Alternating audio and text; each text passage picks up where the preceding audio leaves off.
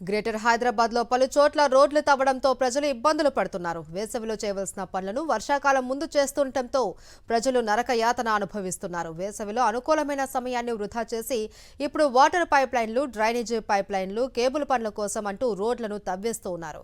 కొన్ని చోట్ల పనులు పూర్తయ్యాక మట్టిని పూడ్చకుండా అలాగే వదిలేస్తున్నారు. హైదరాబాద్ రోడ్ల దుస్థితికి సంబంధించి మరింత సమాచారం మా ప్రతినిధి సాయి కిరణ్ అందిస్తారు. ప్రస్తుతం మనం ఉన్నటువంటిది సిటీకి సెంటర్ పాయింట్ అయినటువంటి బంజారా హిల్స్ ప్రాంతం.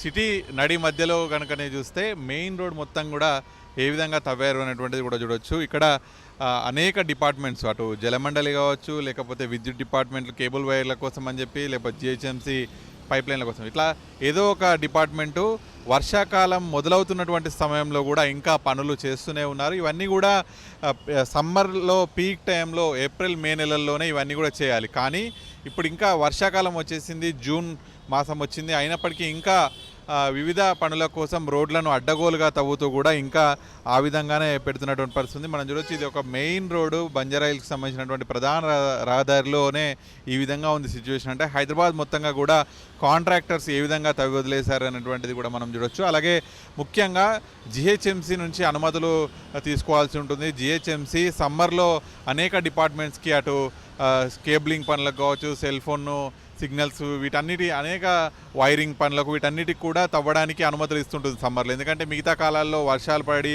మొత్తం పూర్తిగా బురదమయంగా మారుతుంటుంది కాబట్టి. కానీ సమ్మర్లో ఇచ్చినటువంటి అనుమతులను ఇంకా ఇప్పటికీ వానాకాలం వస్తున్నా కూడా అవి కొనసాగుతూనే ఉన్నాయి.